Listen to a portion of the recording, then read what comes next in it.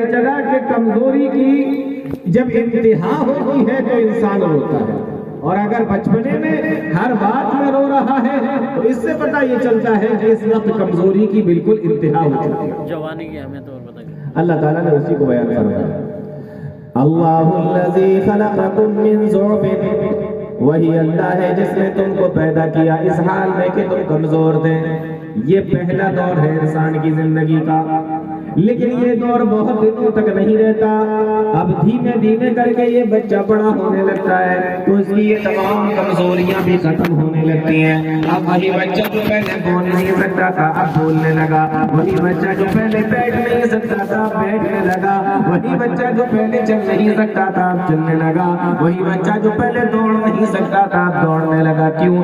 اس لیے کہ وہ دھیمے دھیمے کر کے بڑا ہو رہا ہے، دھیمے دھیمے کر کے مضبوط ہوتا جا رہا ہے، اب اس کی ہڈیاں مضبوط ہوتی جا رہی ہیں، بدن کے اندر گوشت آتا جا رہا ہے اور بدن بھی طاقتور اور مضبوط ہوتا چلا جاتا ہے، یہاں تک کہ اتنا مضبوط ہوتا ہے، اتنا مضبوط ہوتا ہے کہ انسان جوان ہو جاتا ہے۔ اللہ تعالیٰ نے اس دوسرے دور کو قرآن کریم کے اندر بیان فرمایا، اللہ الذی خلقکم من ضعف ثم جعل من بعد ضعف قوة، پھر ہم نے تمہیں کمزوری کی بات طاقت کی طرف پھیر دیا، ہم نے تمہیں کمزور سے طاقتور بنا دیا، ہم نے تمہیں مضبوط بنا دیا، تم ایک ہٹے کٹے انسان مضبوط انسان بن گئے، لیکن یہ مضبوطی والا دور بھی انسان کا بہت دنوں تک نہیں رہتا۔ یہی جوان آدمی جو پہلے چل نہیں سکتا تھا اب کئی کلومیٹر تک چل رہا ہے، یہی جوان آدمی جو پہلے بھاگ نہیں سکتا تھا اب کئی میٹر اور کئی کلومیٹر تک دوڑنے کی طاقت بھی اس کے اندر آ گئی۔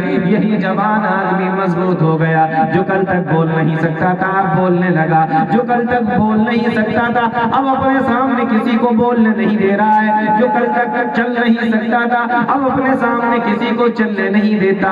لیکن اللہ فرماتا ہے ثم جعل من بعد قوة ضعفا وشیبا، جس طریقے سے بچپنا بہت دنوں تک نہیں رہا تھا اسی طریقے سے جوانی کے دن بھی بہت دنوں تک نہیں رہتے، اور اب یہی انسان ہے جو جوانی کے دور سے نکل کر بڑھاپے کی دہلیز تک جا رہا ہے، یہی انسان ہے جو جوانی کی دہلیز سے بڑھاپے کی طرف چل دیا۔ اب یہی جوان آدمی جس کی ہڈیاں مضبوط تھیں ہڈیاں پھر سے کمزور ہونے لگی، چہرے کے اوپر سر کے اوپر جو کالے بال تھے وہ سفیدی میں بدلنے لگے، بدن کے اندر جو گرم ہونے لگا۔ اب یہی انسان ہے جو کئی کلومیٹر تک پیدل چلنے کی طاقت رکھتا تھا، اب یہ اپنے گھر سے مسجد کی طرف بھی جاتا ہے تو اس کی سانس پھول جاتی ہے، اس کی بدن میں طاقت ختم ہوتی جا رہی ہے اور بدن کی طاقت اس کی جاتی جا رہی ہے۔ اللہ نے فرمایا یہی تمہارا بڑھاپا ہے، یہی تمہارا تیسرا دور ہے۔ اللہ الذی، وہی اللہ ہے جس نے تم کو پیدا کیا من ضعف، جب تم کمزور تھے، ثم جعل من بعد ضعف قوة، پھر اس نے تم کو جوان بنا دیا، ثم جعل من بعد قوة ضعفا وشیبا، اور اس کے بعد اللہ تعالیٰ نے پھر جوانی سے تمہیں بڑھاپے کی طرف لے کر پھر سے تمہیں کمزور بنا دیا۔ یہ تین دور تمہارے اوپر آئے۔ اب آپ یہ سوچ رہے ہوں گے کہ یہ تین دور ہی کیوں آئے، چار کیوں نہیں، پانچ کیوں نہیں، دو کیوں نہیں؟ اس کا بھی جواب اللہ تعالیٰ نے قرآن کریم کے اندر اسی آیت میں فرما دیا ہے، فرمایا یخلق ما یشاء، وہ اللہ ہے جو چاہے پیدا کرے، جیسے چاہے پیدا کرے اور جتنے دور چاہے بنائے، کوئی اس سے سوال کرنے والا نہیں ہے، کوئی اس کے سامنے مشورے دینے والا نہیں ہے۔ وَهُوَ الْعَلِيمُ الْقَدِيرُ، وہ جانتا ہے مجھے کتنے دور بنانا ہے، وہ طاقت بھی رکھتا ہے، وہ تمام چیزوں کے اوپر قادر ہے۔ وَهُوَ الْعَلِيمُ الْقَدِيرُ۔ تو اب تک کیا سمجھ میں آیا؟ انسان کی زندگی کے کتنے دور ہوتے ہیں؟ تین دور ہوتے ہیں، بچپنا، جوانی اور بڑھاپا۔ اب میرا ایک سوال ہے آپ لوگوں سے، یہ تین دور میں بہترین دور کون سا ہے؟ بچپن، جوانی اور بڑھاپے میں، ان تینوں میں سے بہترین دور کون سا ہے؟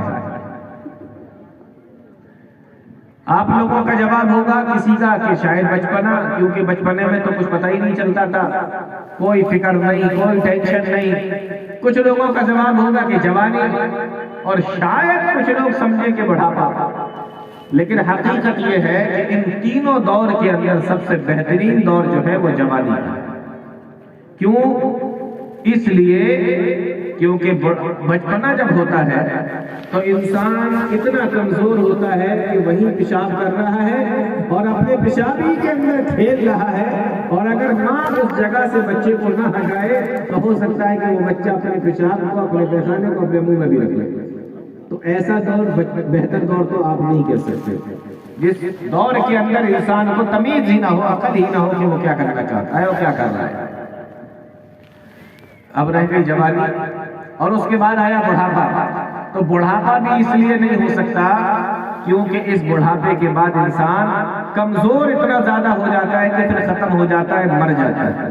اور سب سے بڑی بات یہ ہے کہ انسان بچپنے میں بھی کمزور ہوتا ہے اور بڑھاپے میں بھی کمزور ہوتا ہے، لیکن بچپنے میں کمزوری کے بعد انسان دھیمے دھیمے کر کے جوان ہوتا ہے اور مضبوط ہوتا جاتا ہے، لیکن اس بڑھاپے میں جا کر انسان کی یہ آرزو بھی ختم ہو جاتی ہے کہ جو بچپنے میں اس کی تیار ہوتی ہے کہ چلو ابھی کمزور ہے لیکن آگے چل کے بڑے ہوں گے تو مضبوط ہو جائے گی۔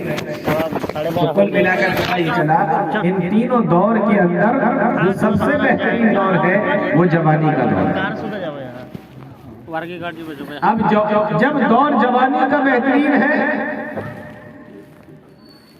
تو اللہ تعالیٰ کا یہ قانون ہے، اللہ تعالیٰ کا یہ طریقہ ہے کہ جو نعمت جتنی بڑی ہوتی ہے اللہ تعالیٰ اس کے بارے میں قیامت کے دن اتنا ہی زیادہ سوال کرتے ہیں۔ جن تینوں دور کے اندر جوانی سب سے بڑی نعمت، تو سوال بھی اللہ تعالیٰ ان تینوں دور میں جوانی کے تعلق سے سب سے زیادہ خاص طور سے پوچھتے ہیں۔ اللہ تعالیٰ کو پیارے نبی صلی اللہ علیہ وسلم اسی کو حدیث کہہ کر بیان کرتا ہے، لا تزول مجھے لکھیں اب وہ تقریر کر گئی